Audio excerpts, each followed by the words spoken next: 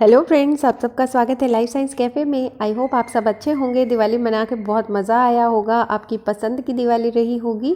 चलिए शुरू करते हैं चैप्टर फर्स्ट हमारी 8th क्लास की साइंस का क्वेश्चन आंसर से। ठीक है, फर्स्ट चैप्टर है क्रॉप प्रोडक्शन एंड मैनेजमेंट। इसमें हमने सारे शॉर्ट नोट्स पढ़ लिए हैं और हमने इसकी समरी भी कर ली है। अब हम करेंगे एक्सरसाइज। चलिए शुरू करते हैं। क्वेश्चन नंबर 1 है select the correct word from the following list and fill in the blanks. आपने जो वर्ड देख रहे हो नीचे जो लिखे हुए हैं, इनमें से जो फिलअप्स दे रखे हैं उनमें फिल करना है जो करेक्ट वर्ड है। ठीक है, तो फर्स्ट है the same kind of plant grown and cultivated on large scale eight a place is called. एक ही तरह के पौधों को अगर हम लार्ज स्केल पे ग्रो करते हैं एक जगह पे, तो उसको क्या कहते हैं? उसे कहते हैं क्रॉप। ठीक है, हमने 2 बार पढ़ लिया है इसको, एक बार समरी में और एक बार शॉर्ट नोट्स में। The first step before growing crop is, क्या होता है फर्स्ट स्टेप? भाई प्रिपरेशन होता है। प्रिपरेशन किसकी? सॉइल की प्रिपरेशन। ठीक है, किसी भी चीज़ को करने से पहले उसकी तैयारी होती है, तो ये तैयारी है, लेकिन यहाँ सॉइल की तैयारी है। ठीक है, सी वाला है damaged seeds would dash on top of the water. Damage seed क्या करते हैं? जो चीज़ खाली हो गई है, थोथा हो गया है ना, जिसको बोलते थे थोथा चना बाजे घना। ठीक है, लेकिन आपने वो वाला काम नहीं करना। डैमेज सीड्स हो जाते हैं, जो खाली हो जाते हैं, वो फ्लोट करते हैं, पानी के ऊपर तैरने लगते हैं। जो खाली है, खोखला है, वो तो ओबियसली तैरेगा ना, जो भारी चीज़ है वो डूब जाएगी। तो इसमें आएगा float. For growing A crop sufficient sunlight and dash from the soil is essential. किसी भी क्रॉप को उगाने के लिए सफिशिएंट सनलाइट चाहिए और क्या चाहिए? वाटर एंड न्यूट्रिएंट्स चाहिए। वैसे जर्मिनेशन के लिए सनलाइट नहीं चाहिए, ये आपने ध्यान रखना है। क्रॉप ग्रोथ के लिए सनलाइट चाहिए, इसने यहाँ पे ग्रोथ बोला है। ग्रोइंग के लिए यहाँ पे वाटर और न्यूट्रिएंट्स भी बहुत ज़्यादा ज़रूरी है। क्वेश्चन नंबर 2 देखते हैं। ये देखिए, सेकंड में हमें मैच करना है फॉलोइंग कॉलम्स को। ठीक है, कॉलम ए में क्या लिखा हुआ है? कॉलम ए में लिखा हुआ है kharif crop, rabi crop, chemical fertiliser, organic manure. देखिए, कई बार बच्चों को ना खरीफ क्रॉप और रबी क्रॉप में डिफरेंस याद नहीं रहता। तो रबी क्रॉप मैं हर बार इसको रिवाइज करती हूँ ताकि आपको ज़्यादा स्ट्रेस डालने की ज़रूरत ना पड़े दिमाग पे। तो रबी क्रॉप कौन सी होती है? जो विंटर में होती है, जब रब याद आता है, जब ठंड लगती है, बहुत भगवान को याद करते हैं बच्चे, है ना। तो रबी क्रॉप में ठंड वाली क्रॉप्स हो गई। फिर ऑर्गेनिक मैन्योर हमने बताया था कि जो मतलब खाद होती है, घरों से निकलती है, एनिमल वेस्ट से निकलती है, प्लांट रेजिड्यू से निकलती है वो। और फर्टिलाइजर कौन से थे? जो फैक्ट्रियों से बनते हैं। चलिए ऑप्शन में देखते हैं क्या क्या होगा। देखिए, food for cattle. Food for cattle क्या है? ऐसा तो कुछ है ही नहीं यहाँ पे। सेकंड है यूरिया एंड सुपर फॉस्फेट, ये फर्टिलाइजर है। देखिए, यूरिया फैक्ट्रियों में बनता है। Animal excreta, cow dung, urine and plant waste, ये हमारा ऑर्गेनिक मैन्योर हो सकता है। ठीक है, और फिर है व्हीट ग्राम पी, ये क्या है? सर्दियों में लगने वाली, विंटर, ये हमारी रबी क्रॉप है। पैडी और मेज, जिनको बहुत पानी चाहिए, ये बारिश वाले सीजन में, मतलब खरीफ क्रॉप है। तो हमारा सीक्वेंस क्या बनेगा? ई वाला है जो फर्स्ट का आंसर है। रबी क्रॉप है व्हीट वाला, ये हमारा सेकंड का डी वाला ऑप्शन है। और केमिकल फर्टिलाइजर्स में बी आएगा और ऑर्गेनिक मैन्योर में हमारा सी आएगा। तो ये हैं हमारे राइट ऑप्शंस। क्वेश्चन नंबर 3 देखते हैं। Give 2 example of each. फिर से वही क्वेश्चन है, रिवाइज करवा रहे हैं आपको ये चैप्टर वाले भी। खरीफ क्रॉप और रबी क्रॉप। देखिए, रबी क्रॉप कौन सा था? व्हीट और ग्राम, जो सर्दी में उगाते हैं। ठीक है, खरीफ क्रॉप जो रेनी सीजन में, पैडी और मेज, मतलब राइस और मेज। ठीक है, क्वेश्चन नंबर 4 है right a photograph in your own word, write a paragraph in your own word on each of the following।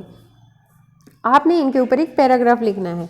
Suppose preparation of soil है, सोइंग है, वीडिंग है, थ्रेसिंग है। ये सारे वो स्टेप हैं जो हम क्रॉप जब ग्रो करते हैं, जब हम खेती करते हैं, तब हमारे काम आते हैं। तो 1 by 1 देख लेते हैं इनको। ये देखिए, फर्स्ट वाला है हमारा preparation of the soil. Soil preparation is necessary step before sowing seeds. जब सीड को उगाते हैं खेत में, तो उसकी सोइंग से पहले हमें सॉइल को प्रिपेयर करना पड़ता है। Preparation is necessary step before sowing seeds, बहुत ज़्यादा ज़रूरी है। इसमें क्या होता है, टिलिंग होता है और loosening of the soil. Soil को पहले उखाड़ते हैं ताकि वो लूज़ हो जाए, अच्छे से लूज़ हो जाए, ढीली पड़ जाए, उसमें रूट्स जो हैं वो अच्छे से पेनिट्रेट कर जाएं डीप तक, सॉइल की गहराई तक, और सांस ले सके उसमें, जो हवा का पास होना होता है वो आसानी से हो जाए। ठीक है, और जो रूट्स है वो नीचे चली जाएंगी ज़मीन में, तो वहाँ से पानी को भी एब्जॉर्ब कर सकती हैं। तो ये सॉइल की प्रिपरेशन होती है। और इसका एक और फ़ायदा होता है कि जो माइक्रो ऑर्गेनिजम्स हैं वो भी वहाँ पे ग्रो कर जाते हैं। एक और फ़ायदा भी है कि जो भी अनवांटेड प्लांट्स जो फील्ड में होते हैं, सॉइल के तैयार करने से पहले, फसल के काटने के बाद जो फसल के रेजिड्यू बच जाते हैं जो भी, वो अच्छे से मिक्स होकर उसमें खाद की तरह काम करें।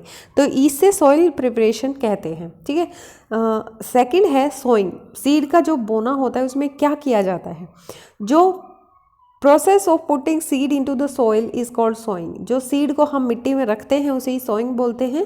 इसके लिए जिस टूल का यूज़ होता है उसको फनल शेप्ड, मतलब फनल शेप का होता है वो। ठीक है, now a days seed drill is also used. Seed drill का भी इस्तेमाल किया जाता है। सीड ड्रिल में क्या होता है, वो मिट्टी में वो इंस्ट्रूमेंट चला जाता है, वहाँ पे सीड को छोड़ के निकल जाता है। ठीक है, with the help of tractor. और इस सीड ड्रिल को ट्रैक्टर के पीछे लगाते हैं। बहुत सारे सीड ड्रिल लगे होते हैं ट्रैक्टर के पीछे और वो सीड्स को छोड़ते जाते हैं। The tool shows the seed uniformly eight A proper distance and depth. तो ये टूल क्या करते हैं, एक पर्टिकुलर डिस्टेंस होती है उनके बीच में, और गहराई भी मिट्टी में जो होती है उनकी वो सेम रहती है। तो इस तरह से हमारी जो सोइंग होती है वो बहुत अच्छी हो जाती है। सोइंग में 2-3 चीज़ें और भी लिख सकते हो आप। जो सोइंग होती है उसमें सीड को तैयार करना होता है पहले। जो हल्के सीड होते हैं, पानी में अगर हम उनको धो लेंगे, साफ़ कर लेंगे, तो उसमें से एक तो अनवांटेड जो सीड्स होते हैं वो निकल जाते हैं। दूसरा, जो खराब सीड हैं, अनहेल्दी सीड हैं, वो भी निकल जाते हैं। तीसरा, डिजीज्ड सीड को हम अलग कर सकते हैं। और उन सीड को हमेशा सेलेक्ट करें जिनकी यील्ड, पैदावार जो है बहुत ज़्यादा अच्छी हो। ठीक है, तो इस तरह से सोइंग की प्रोसेस से पहले उन सीड्स के ऊपर भी थोड़ा सा काम कर लेना चाहिए, करते ही हैं बल्कि किसान तो। वीडिंग क्या होती है, अब देखिए जैसे ही हम क्रॉप को उगाते हैं, घर में भी आप करके देख सकते हो, अपने किचन गार्डन में कुछ लगा के देख सकते हो। जो चीज़ आप लगाओगे उसके साथ ही 2-4 अनडिजायर्ड प्लांट भी उग जाते हैं। ठीक है, साथ साथ उसको उखाड़ना पड़ता है। लेकिन जब खेत की बात होती है तो ये एरिया बहुत ज़्यादा होता है, तो वो अनडिजायर्ड प्लांट जो क्रॉप के साथ ग्रो कर जाते हैं, अनवांटेड प्लांट कहते हैं इन्हें, वीड्स कहते हैं इन्हें। ठीक है, या तो हम उन्हें खरपतवार भी कह सकते हैं, हिंदी में खरपतवार कहते हैं और इंग्लिश में वीड्स कहते हैं। जो प्रोसेस होती है इनको रिमूव करने की, अनवांटेड प्लांट्स को, उसे वीडिंग कहते हैं। उसके बाद आता है थ्रेसिंग। थ्रेसिंग क्या होती है, process of separation of grain seeds from the काफ। जो एक प्रोसेस होती है ग्रेन सीड्स को अलग करने की, भूसे से अलग करने की, उसे थ्रेसिंग कहते हैं। ठीक है, तो ये हमारी थी। और थ्रेसिंग में आप और भी कुछ लिख सकते हो। पहले थ्रेसिंग मैनुअली भी होती थी, लेकिन अब आजकल मशीनों से ही हो जाता है। ठीक है, ये लिख सकते हो। आपके दिमाग में भी अगर कुछ और भी है या कुछ और आपने देखा हो जो आपको समझ नहीं आया हो तो वो आप पूछ सकते हो। क्वेश्चन 5 है, डिफ्रेंशिएट करना है हमें फर्टिलाइज़र और मैन्योर को। फर्टिलाइज़र से क्या, जो फैक्ट्री में प्रिपेयर होते हैं। ठीक है, ये इनऑर्गेनिक सॉल्ट्स हैं, इनऑर्गेनिक। और ये फर्टिलाइज़र्स ह्यूमस प्रोवाइड नहीं करते सॉइल को। ह्यूमस क्या करती है, वाटर होल्डिंग कैपेसिटी बढ़ाती है, सॉइल का टेक्सचर अच्छा करती है। लेकिन फर्टिलाइज़र ह्यूमस प्रोवाइड नहीं करते। फर्टिलाइज़र जो बहुत ज़्यादा रिच होते हैं पर्टिकुलर न्यूट्रिएंट्स में, जैसे NPK ज़्यादा होता है, और यूरिया में, अब हर एक फर्टिलाइज़र जो होता है वो एक स्पेसिफिक न्यूट्रिएंट के लिए या 1-2-3 के लिए मतलब बहुत ज़्यादा फ़ायदेमंद रहता है। मतलब एक अगर न्यूट्रिएंट की कमी है प्लांट में और उसका एक पर्टिकुलर फर्टिलाइज़र हम डाल देते हैं तो इंस्टेंटली वो कमी पूरी हो जाती है। अब बात करते हैं मैन्योर की। जो नेचुरल सब्सटेंस कोई भी होते हैं जिसका डिकम्पोज कर देते हैं हम, तो उससे मैन्योर हो जाती है। अगर वो डिकम्पोज हो जाती है वो चीज़, तो वो मैन्योर बन जाती है, खाद बन जाती है। इसमें काउ डंग, ह्यूमन वेस्ट और प्लांट रेजिड्यू लेके हम उसे डिकम्पोज करके उसे खाद बना सकते हैं। तो खाद जो होती है वो फील्ड में तैयार की जाती है। Manure provide lot of humus to the soil. Manure से क्या होता है, बहुत ज़्यादा ह्यूमस प्रोवाइड होता है। मेन्योर से जो प्लांट होते हैं वो उनकी ग्रोथ थोड़ी सी धीरे होती है, मतलब बहुत ज़्यादा इंस्टेंट इफेक्ट नहीं डालता, क्योंकि ये लेस रिच होता है न्यूट्रिएंट्स में। जैसे फर्टिलाइज़र बहुत ज़्यादा रिच होते हैं, उस तरह से मेन्योर इतने ज़्यादा रिच नहीं होते। हमारा नेक्स्ट क्वेश्चन है व्हाट इज इरिगेशन। जो पौधों में पानी देने की प्रक्रिया होती है उसे इरिगेशन कहते हैं। Process of watering the crop is called irrigation. दो मेथड हमें बताने हैं क्या होते हैं। जो मेन सोर्स होता है इरिगेशन का, जैसे उसमें वेल होता है, कुआं, ट्यूबवेल, पॉन्ड्स, लेक्स, रिवर्स, ये सब होती हैं इरिगेशन में। जो दो मेथड होते हैं जो बहुत ही ज़्यादा हेल्पफुल होते हैं पानी को बचाने के लिए, उसमें हमारी बुक में भी दिए हुए हैं स्प्रिंकलर इरिगेशन सिस्टम और ड्रिप इरिगेशन सिस्टम। स्प्रिंकलर में क्या होता है, वर्टिकल पाइप्स लगी होती हैं। ये उबड़ खाबड़ जो ज़मीन होती है, अनइवन लैंड जिसको बोलते हैं, उसमें पाइप्स को इस तरह से बिछा दिया जाता है और उनके ऊपर छोटी छोटी पाइप्स और लगा दी जाती हैं और उसके ऊपर नोज़ल लगा दी जाती है। ठीक है, ये नोज़ल क्या करती हैं, पानी को इस तरह से फव्वारे की फॉर्म में छोड़ती हैं। ये एक्चुअली फव्वारे ही होते हैं ये नोज़ल। ठीक है, तो ये जहाँ पे ज़मीन उबड़ खाबड़ है वहाँ से नाली से पानी पहुँचाना, क्यारियाँ बना के पानी पहुँचाना थोड़ा मुश्किल होता है। तो ये वर्टिकल पाइप्स लगा के रोटेटिंग नोज़ल इनके टॉप पे लगाकर वहाँ पर पानी भेजा जाता है। ठीक है, अनइवन होता है लैंड तभी भेजते हैं और ये पानी बचाने में भी मदद करता है। ठीक है, और सैंडी लैंड होती है वहाँ पर भी इन्हीं को यूज़ किया जाता है। सफिशिएंट वाटर जहाँ पे अवेलेबल नहीं होता वहाँ पे भी स्प्रिंकलर सिस्टम यूज़ करते हैं ताकि पाइप्स के थ्रू बहुत ज़्यादा दूर तक पानी ले जाया जा सके। ड्रिप इरिगेशन में नाम से ही पता चल रहा है, ये इरिगेशन सिस्टम है जिसमें पाइप को और ट्यूब्स को अरेंज किया जाता है छोटे छोटे होल्स से। ठीक है, उनमें छोटे छोटे होल्स भी होते हैं और वो ड्रॉप बाय ड्रॉप पौधे की जड़ में पानी डालते हैं। ठीक है, बहुत ज़्यादा एफिशिएंट होता है और इसमें पानी वेस्ट भी नहीं होता। पानी को बचाने के दोनों तरीके हैं ये जो आजकल यूज़ भी किए जाते हैं। क्वेश्चन नंबर 7 है if wheat is sown in the kharif season. ठीक है, वीट क्या है, रबी की क्रॉप है। अगर इसको खरीफ में बोया जाए तो क्या होगा, इसे डिस्कस करो। देखिए यहाँ पे लिख दिया है मैंने, wheat is normally sown from November December to March April. ये नवंबर दिसंबर क्यों लिखा हुआ है, क्योंकि नवंबर लास्ट से और दिसंबर तक सोइंग करते हैं किसान। ठीक है, उसके बाद इनकी मार्च या अप्रैल तक कटाई हो जाती है, काट देते हैं, हार्वेस्टिंग हो जाती है। It is grown in winter and required less water. ये क्या होती है, विंटर में ग्रो की जाती है लेकिन इतना लेस भी नहीं, 5-6 बार इसमें पानी तो दिया जाता है। अगर वीट को हम खरीफ सीज़न में उगाएं, रेनी सीज़न में उगाएं, तो इसकी प्रोडक्शन बहुत ज़्यादा कम हो जाएगी। प्रोडक्शन की जगह पे यील्ड भी लिख सकते हो आप, YIELD। जो इसकी पैदावार है वो बहुत कम हो जाएगी because this season is not favourable for growth of wheat and seed development. ये सीज़न क्या है, जो वीट की ग्रोथ होती है और उसके सीड डेवलपमेंट के लिए सही नहीं है। देखिए जो सीड डेवलपमेंट होता है तो एक बार उसको थोड़ी सी ठंडे की ज़रूरत होती है। जब वीट में फ्लावरिंग शुरू होती है तो एक ठंडा टेम्परेचर चाहिए, उतना ठंडा नहीं होगा अगर हम इसे खरीफ सीज़न में उगाएंगे तो नहीं होगा। फिर इसके मेच्योरिटी के लिए जो उसको गर्मी चाहिए, जब मेच्योर हो जाते हैं लास्ट में, जब गर्मी आनी शुरू हो जाती है, फसलें पकनी शुरू हो जाती हैं, वो सीज़न होता है मार्च अप्रैल का। ठीक है, तो पकने के बाद ही उसे हम हार्वेस्टिंग करते हैं। लेकिन अगर हम इसे खरीफ में उगाएंगे तो इसके पकने के टाइम पे बहुत ज़्यादा टेम्परेचर जो है वो कम रहेगा, तो जिसकी वजह से इसकी यील्ड जो है, जो पैदावार है वो कम हो जाएगी। क्वेश्चन नंबर 8 है explain how soil get affected by the continuous plantation of crop in the field. अगर हम लगातार किसी भी खेत में क्रॉप उगाते रहेंगे तो सॉइल किस तरह से अफेक्टेड रहेगी। आंसर है if continuous plantation is done in the field. अगर कंटिन्यूस प्लांटेशन होती रहेगी खेत में, the soil will become poor in necessary nutrition like nitrogen, phosphorus, potassium etcetera. तो क्या होगा कि वो जो न्यूट्रिएंट्स होते हैं जो बहुत ज़रूरी होते हैं वो कम पड़ जाएंगे, क्योंकि बार बार हम क्रॉप ग्रो कर रहे हैं तो बार बार वहाँ से न्यूट्रिएंट्स क्रॉप ले रही है, ऑब्वियसली कम तो होना ही है। तो फिर क्या है, ये plant require nutrients for their proper growth, it does not get enough time to replenish the nutrients. अब क्या चाहिए, प्लांट्स को अपनी प्रॉपर ग्रोथ के लिए न्यूट्रिएंट्स चाहिए, लेकिन मिट्टी अपने आप ही थोड़ी ना उनको रिप्लेनिश कर लेगी, उनको नया कर लेगी। मतलब एक बार पौधों ने ले लिया तो उसे थोड़े टाइम के लिए फिर खाली छोड़ना पड़ता है ताकि वो दोबारा से उसमें आ जाए, या फिर हम उसमें कुछ दूसरी क्रॉप को ग्रो करते हैं ताकि वो न्यूट्रिएंट्स की कमी ज़्यादा ना हो। ठीक है, तो उसमें वो करते हैं, मतलब मिक्स खेती भी करते हैं, बहुत सारी क्रॉप्स को एक साथ ग्रो करते हैं, या फिर उसको एक दो साल के लिए बीच में छोड़ देते हैं ताकि वो सारे न्यूट्रिएंट्स रिप्लेनिश हो सकें। क्वेश्चन नंबर 9 है व्हाट आर वीड्स। वीड्स क्या होते हैं, how can we control them, और हम उन्हें कैसे कंट्रोल कर सकते हैं। जो कोई भी अनवांटेड प्लांट है जो हमारी मर्जी से नहीं उगाया गया है, ठीक है, हमने नहीं जिसे ग्रो किया, वो वाला वीड कहलाता है।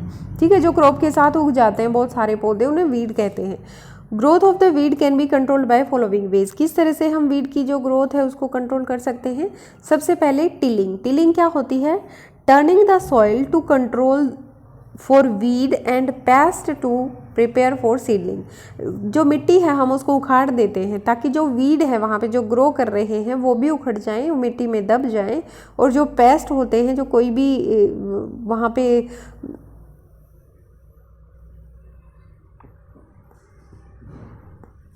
वीड या पेस्ट दोनों को उखाड़ने के लिए टिलिंग का प्रयोग किया जाता है, मिट्टी को उखाड़ा जाता है। Before sowing of the crop help in uprooting and killing of weeds. ये टिलिंग क्या करती है, मतलब क्रॉप के उगाने से पहले वीड को मारने में मदद करती है और फिर बाद में उसे मिक्स कर देती है सॉइल के साथ, जिसकी वजह से इसकी फर्टिलिटी जो है इंक्रीज हो जाती है, उपजाऊ भूमि बन जाती है वो। Weeds are also controlled by using certain chemicals, weedicides. जो वीड्स होते हैं उनको केमिकल्स की मदद से अगर मारा जाए तो वीडीसाइड कहते हैं। इसी तरह से अगर इंसेक्ट को केमिकल की मदद से मारा जाए तो उसे इंसेक्टिसाइड कहते हैं। Weedicide are spread in the field to kill the weed. Weedicide क्या होता है, फील्ड में ही स्प्रे कर दिया जाता है, जिससे स्पेशली वो वीड ही मरेगा, क्रॉप प्लांट को कोई भी असर नहीं होने वाला। ठीक है, और वीड को कंट्रोल करने का एक तरीका बेस्ट ये होता है कि जैसे ही वीड पे फ्लावर या फ्रूट आ जाते हैं तो वो कंट्रोल से बाहर हो जाता है, क्योंकि उसकी नई जनरेशन पैदा करने के लिए अवेलेबल हो जाते हैं सीड्स, और उनके फ्लावर आने से पहले ही उनको ख़त्म करना सही रहता है ताकि किसान को मुक्ति मिले। ये हमारा लास्ट क्वेश्चन है चैप्टर नंबर 1 का, जो है arrange the following boxes in proper order to make a flow chart of sugarcane crop production. जैसे ही हम शुगर केन क्रॉप प्रोडक्शन करते हैं तो उसके लिए हमें क्या क्या करना चाहिए, स्टेप दिए गए हैं और हमें उनको अरेंज करना है। ठीक है, तो सबसे पहले हम पढ़ लेते हैं कि ये कौन कौन से स्टेप्स हैं। पहला है sending crop to sugar factory. ये तो क्रॉप उगाने से पहले ही हम कैसे क्रॉप को भेज देंगे फैक्ट्री में। इरिगेशन तो हमारा नहीं, हार्वेस्टिंग भी नहीं, सोइंग दूसरे नंबर पे आता है। पहले होता है प्रिपरेशन ऑफ द सॉइल, हम सॉइल को प्रिपेयर करते हैं, ठीक है, फिर उसमें सोइंग करते हैं, सॉरी प्रिपरेशन से पहले प्लोइंग करते हैं। ठीक है, प्लो करते हैं, उसमें थोड़ा पानी डाल के छोड़ देते हैं, पानी डालते हैं। प्लो का मतलब होता है उसमें पानी डाल दिया बहुत सारा, क्योंकि हमें शुगर केन ग्रो करना है यहाँ पे। ठीक है, तो हम उसमें पानी डाल के छोड़ देंगे। थर्ड है उसमें सीड्स को उगाएंगे। यहाँ पे शुगर केन की बात होती है तो शुगर केन की वो जो छोटे छोटे टुकड़े लगाते हैं गन्ने के, वही उसका सीड होता है। ठीक है, थर्ड वाला हो गया ये सोइंग का। फिर है हम उसमें खाद डालते हैं, खाद डालते हैं, उसके लिए फर्टिलाइज़र या मैन्योर किसी का भी हम यूज़ कर सकते हैं। ठीक है, उसके बाद